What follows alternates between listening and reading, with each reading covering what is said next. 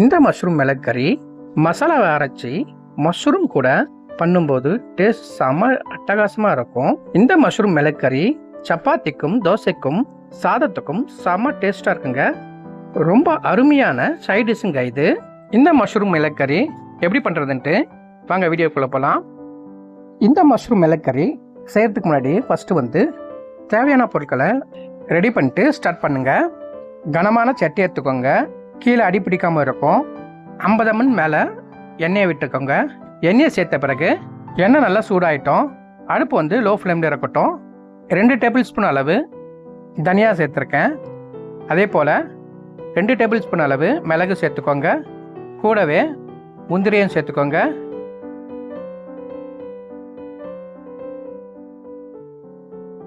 கொஞ்சம் போல் கருவேப்பிலை சேர்த்துக்கோங்க. இவங்கள நல்லா மிக்ஸ் பண்ணி விடுங்க.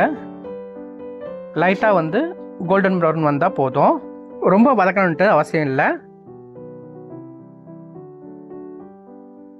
இந்த ஸ்டேஜில் நம்ம தேங்காய் பூவை போட்டுக்கலாம். தேங்காய் பூனா தேங்காய் துருவல் தான். இவங்களே நல்லா வறுத்து எடுக்க போகிறோம். தேங்காய் பொன்னிறமாக வரணும், அப்போ தான் டேஸ்ட்டாக நல்லா அட்டகாசமாக இருக்கும். இப்போ அடுப்பு மீடியம் ஃப்ளேமில் இருக்கட்டும், ஏன்னா அப்போ தான் சீக்கிரமாக வதங்கி வரும். நல்லா கைவிடாமல் நல்லா மிக்ஸ் பண்ணிகிட்டு இருங்க. இல்லைன்னா ஒரு பக்கம் நல்லா ப்ரௌன் ஆகிட்டோம், ஒரு பக்கம் ஒயிட்டாக இருக்கும். அதனால் நாலா பக்கம் நல்லா மிக்ஸ் பண்ணி விடணும். பாருங்கள், இந்த அளவுக்கு நல்லா வறுத்து எடுத்துக்கோங்க. வறுத்து தனியாக ஒரு பிளேட்டில் எடுத்துகிட்டு ஆற வச்சு பேஸ்ட் பதத்துக்கு அரைச்சி எடுத்துக்க போகிறோம். சூடாக அரைக்காதீங்க, நல்லா ஆறட்டும். ஆறிட்ட பிறகு அரைச்சி எடுத்துக்கோங்க.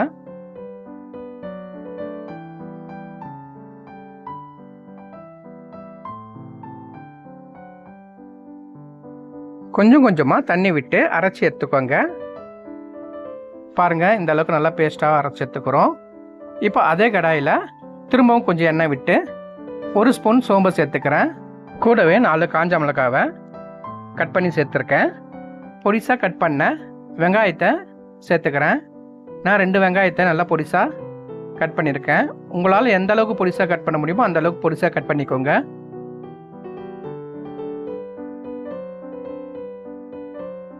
வெங்காயம் ஒரு 80% நல்லா வதங்கி வரட்டும்.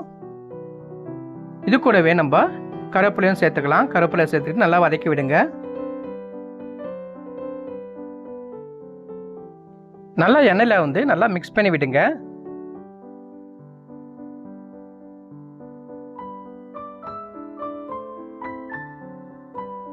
பாருங்க, இந்த அளவுக்கு வதங்கினா போதும். சின்ன வெங்காயத்தை 150 கிராம் எடுத்திருக்கேன். நல்லா தோலை உரித்து 80% நல்லா அரைச்சி எடுத்துக்கோங்க. எதுக்காக சின்ன வெங்காயத்தை சேர்த்துக்கணுன்னா, மஷ்ரூம் மிளகு கறி அப்போ தான் நல்லா ஜூஸியாக இருக்கும், டேஸ்ட்டாகவும் இருக்கும், கிரேவி நல்லா ஃப்ளேவராக இருக்கும். அதுக்காக தான் நம்ம அரைச்சி சேர்த்துருக்கோம்.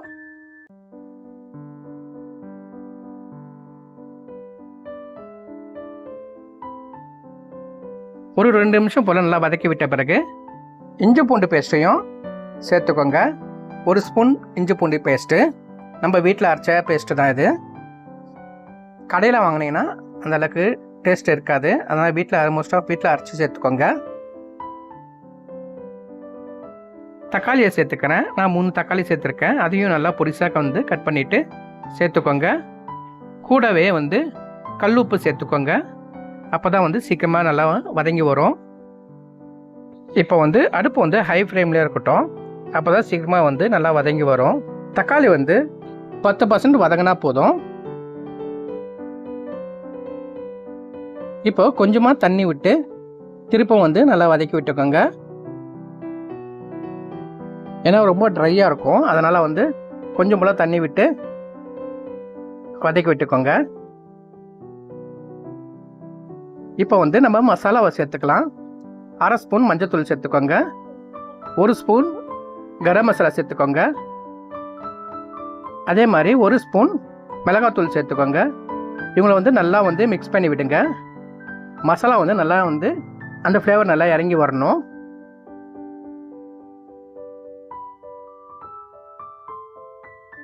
இப்போது தண்ணி விட்டு மிக்ஸ் பண்ணிக்கலாம். நான் 2 டம்ளர் அளவு தண்ணி விட்டுருக்கேன். மீடியம் சைஸ் அளவு டம்ளர் தான். அப்போ தான் மசாலா நல்லா வெந்து வரும். திரும்பவும் நம்ம தண்ணியை லாஸ்ட்டாக நம்ம சேர்த்துக்கலாம். நல்லா மிக்ஸ் பண்ணி விட்டுக்கோங்க.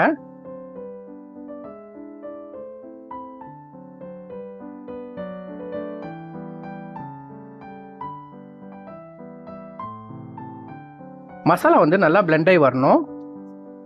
நல்லா கொதி வந்த பிறகு நம்ம அரைச்சி வச்ச பேஸ்ட்டையும் இது கூட வந்து சேர்த்துக்கலாம்.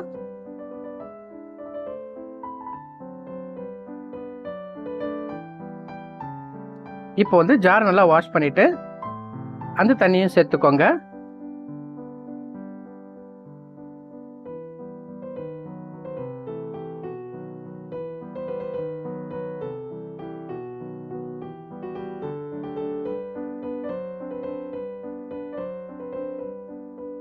ஃப்ரெண்ட்ஸ், நீங்கள் சிக்கன் இல்லைன்னா மட்டனு செய்யும்போது இந்த மாதிரி கிரேவிஸ் ஒன்ஸ் செஞ்சு பாருங்கள்.